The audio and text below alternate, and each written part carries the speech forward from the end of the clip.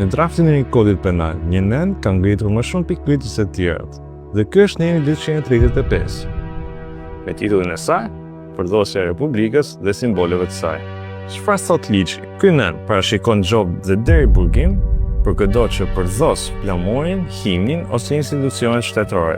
Por fjala përdhosje nuk është e përkufizuar qartë. Dhe pikërisht këtu qëndron problemi. Një meme, një satirë, një ironi politike, të gjitha këto mund futen nën këtë nen, ku mbaron arti dhe ku fillon krimi. Por në anën tjetër, Shqipëria ka pranuar rregullat europiane. Neni 10 i Konventit Evropiane bën fjalën që mund të ofendoj, shokoj ose çudis. Gjykata Evropiane ka vendosur qartë.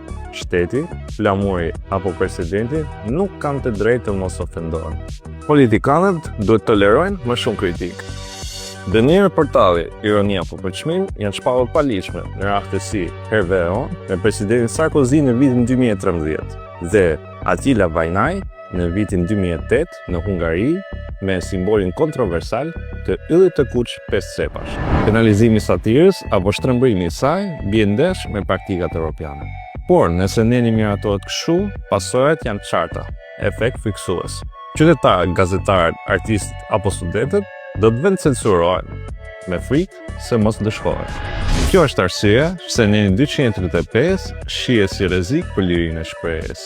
A mbron ai simbolet e shtetit apo thjesht hesh qytetarët?